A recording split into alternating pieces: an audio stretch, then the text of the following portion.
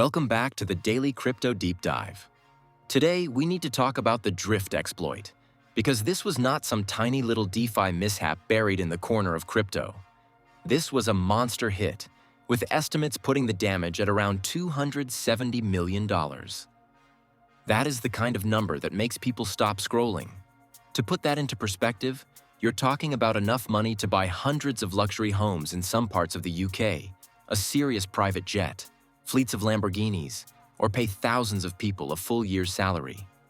This was not just a hack. This was one of those moments that makes the whole market sit up and ask, how on earth does this keep happening?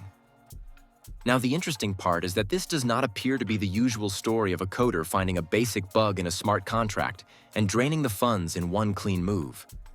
What seems to have happened here is far more sneaky. The attacker allegedly used a real Solana feature called a durable nonce, which is normally meant to make transactions more convenient by letting them stay valid for longer instead of expiring quickly. In normal use, that helps with multi-step approvals and delayed signing. But in the wrong hands, it can also become the perfect trap. Instead of forcing everything to happen fast, it gives the attacker time to set the board up like a chess game. That matters because the alleged attack was not just about smashing through code. It was about staging things in advance. Think of it like this. Instead of robbing a bank by blasting the vault door off, it looks more like someone quietly getting hold of signed access forms, waiting until nobody realizes what they really mean, then walking through the correct door with the correct paperwork at exactly the right moment. That is a much more chilling type of exploit because it means the system may not have failed in the obvious way. The attacker may have turned a legitimate process into a weapon. So what actually happened in practical terms? From the reporting and the early explanations, the attacker appears to have used these longer-lasting transaction permissions to line up malicious administrative actions ahead of time. Then, when ready, they executed them and effectively took control of the permissions needed to move funds out. Once you get to that stage, it becomes less about cracking a vault and more about having the keys to it. And once those keys are misused, the money can start moving very quickly across wallets, bridges, and different assets before anyone has fully grasped what is going on.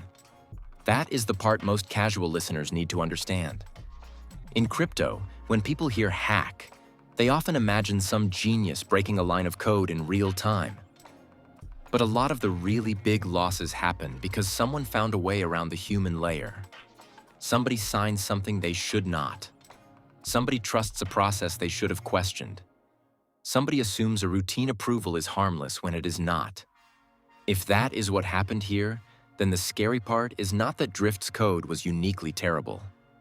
The scary part is that the weak point may have been operations, permissions, and trust.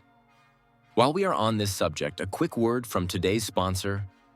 In today's world, you need to protect your crypto, your passwords, and your private data with NordVPN. Whether you're checking your wallet on public Wi-Fi, logging into exchanges, or just browsing normally, NordVPN adds an extra layer of security and privacy that every crypto user should seriously consider. If you want a simple way to stay safer online, check out NordVPN through the link in the description. Okay, now let's talk about where the money actually went, because that is always the bit people want to know. The short version is, it does not just sit in one neat wallet with a giant sign saying "Stolen funds here."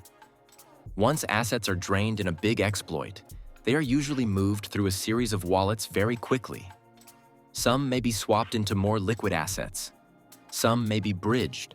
Some may be split up into chunks to make tracing harder. The reason hackers do this fast is obvious. The longer the money sits still, the better the chance exchanges, bridges, or blockchain investigators can freeze or flag it. So the first hours after a theft like this are basically a race between the attacker trying to scatter the funds and everyone else trying to contain the blast radius. And this is where the number gets almost absurd. $270 million is so much money that it stops sounding real unless you break it down. That could buy a top-end football club training ground. It could buy thousands of brand new family cars. It could fund a ridiculous number of first-class holidays for the rest of someone's life. It could buy dozens of central London flats, depending on where you are looking. It is enough to change not just one person's life, but entire communities if it were being used constructively. Instead, in a matter of hours, that kind of value may have been turned into a moving target on-chain. What makes this even worse for crypto is that Drift is not some random nobody. It is one of the better-known DeFi names in the Solana ecosystem, especially for on-chain trading. So, when a platform with that kind of status gets hit, the fallout is bigger than the dollar figure. Users start wondering whether anything in DeFi is really safe. Traders start asking whether the extra yield and flexibility is worth the hidden risk. And people outside crypto look at the whole thing and say, here we go again. Another huge pile of money gone because the system was not as solid as promised. That is why this story is bigger than just Drift. It goes straight to one of the most uncomfortable truths in crypto. The industry loves to say everything is trustless, but loads of major protocols still rely on trusted admins, trusted signers, trusted emergency controls, and trusted people holding powerful permissions in the background. So yes, the blockchain itself may be decentralized, but the actual system around it can still have very centralized pressure points. And if one of those pressure points breaks, or gets tricked, or gets compromised, the losses can be enormous. That is also why hearing it may not have been a smart contract bug should not make anyone relax too much. In some ways, that is even more concerning. A code bug can at least be found, patched, and explained. But if the real problem is that signers can be fooled, admin powers can be abused, or delayed transaction tools can be weaponized, then the issue is not one faulty line of code. The issue is the whole structure around how humans interact with the protocol. That is much harder to fix because you are no longer just debugging software. You are trying to harden people, processes, approvals, and habits. For Solana, this is a horrible type of headline because the chain has spent a long time trying to prove it is fast, user-friendly, and ready for serious financial activity. But when a convenience feature becomes part of an exploit story, people naturally start asking whether usability came with hidden risk.